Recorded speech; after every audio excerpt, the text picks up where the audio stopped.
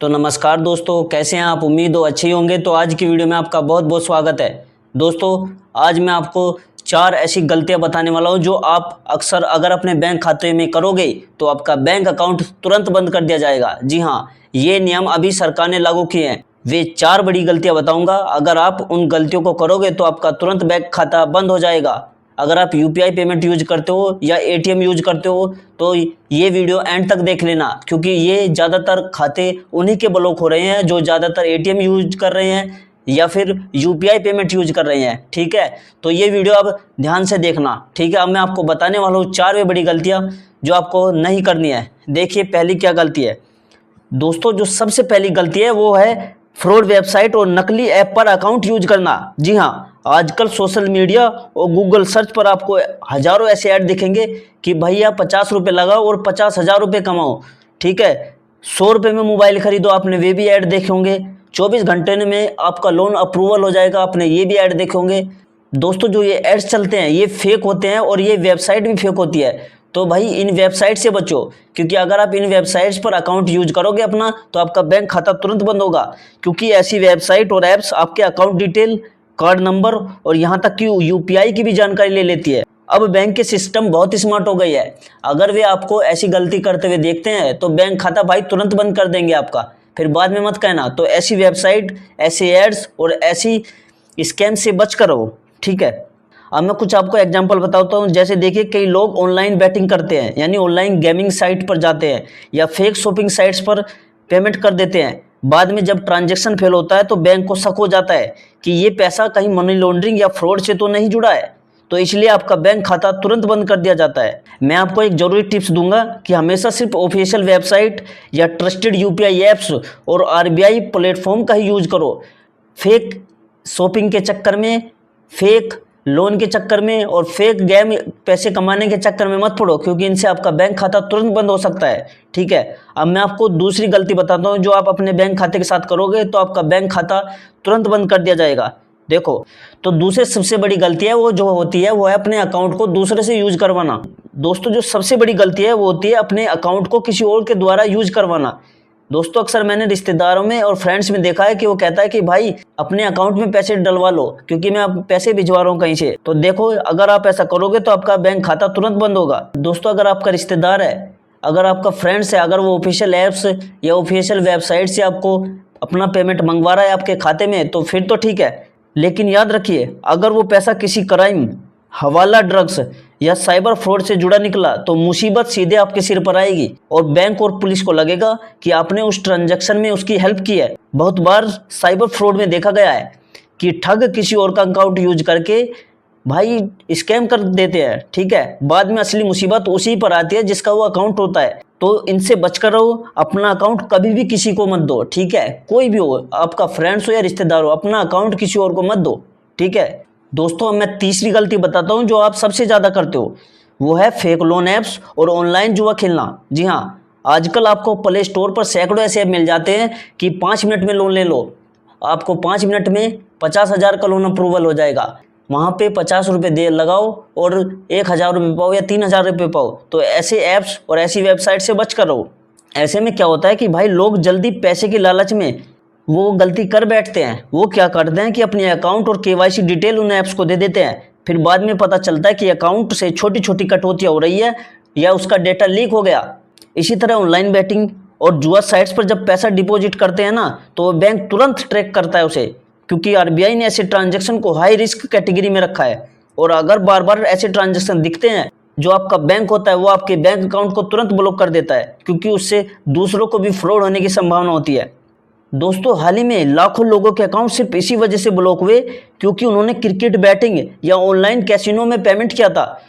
ठीक है, तो अब इनसे बच के रहना, फिर बाद में मत बताना कि सर ने ये नियम नहीं बताए। ठीक है, देखिए, अगर आपको लोन चाहिए तो सिर्फ आरबीआई के रजिस्टर्ड वेबसाइट से लोन लो। ठीक है, या एनबीएफसी से लो। बैटिंग, जुआ जैसी चीज़ों से दूर रहो, क्योंकि इनमें आदमी का नुकसान ही होता है, कोई फ़ायदा नहीं होता। ठीक है दोस्तों, जो चौथा सबसे बड़ा कारण है आपके अकाउंट ब्लॉक होने का है वो होता है हाई कैश ट्रांजैक्शन और विड्रॉल। जी हाँ, मान लीजिए आप अकाउंट में रोज छोटे मोटे ट्रांजैक्शन करते हो, जैसे 20 रुपये खर्च कर लिए या 100 रुपये, 200, 300 या 1000, 2000 का ट्रांजैक्शन करते हो, तब तक तो ठीक रहता है। ठीक है। अगर अचानक एकदम से आपके अगर बैंक अकाउंट में 5 लाख रुपए जमा होते हैं तब बैंक को वहाँ पर शक हो जाता है, ठीक है। अब बैंक और इनकम टैक्स अलर्ट हो जाते हैं एकदम कि भाई इसके अकाउंट में इतना पैसा कहाँ से आया, तो ठीक है। तो अगर आप ये गलती करोगे तो अपने अकाउंट में, तो तब भी आपका बैंक अकाउंट ब्लॉक कर दिया जाएगा। और जब ऐसा होता है तो बैंक और इनकम टैक्स तुरंत अलर्ट हो जाएंगे। वे सोचते हैं कि इतना पैसा कहाँ से आया, क्या ये ब्लैक मनी तो नहीं है, क्या ये टैक्स चोरी से जुड़ा हुआ पैसा तो नहीं है। अगर उन्हें सोर्स क्लियर नहीं मिल रहा तो वे अकाउंट को सीधा फ्रीज कर देते हैं, फिर आपको पैसा भी नहीं मिलता जो आपका पहला बैंक अकाउंट में पैसा पड़ा हुआ था, ठीक है।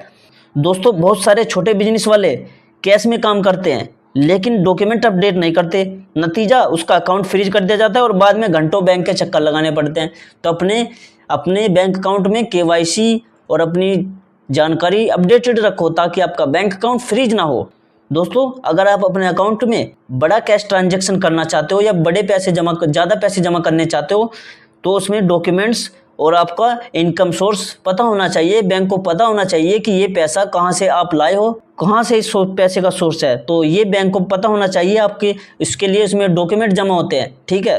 और हाँ, एक सबसे ज़रूरी सलाह, अगर आपका बिजनेस अकाउंट है तो उसे अलग रखिए और पर्सनल अकाउंट अलग रखिए। इससे आपका बैंक अकाउंट ब्लॉक होने की कम संभावना रहती है, क्योंकि बिजनेस का पैसा बिजनेस में आता रहे और पर्सनल अकाउंट आप यूज करते रहे, ठीक है। दोस्तों अब मैं कुछ आपको बोनस टिप्स बताता हूँ जो सिर्फ खास हमारी ऑडियंस के लिए होते हैं, ठीक है। देखिए जो सबसे पहला टिप है वह है समय समय पर अपनी केवाईसी अपडेट करो।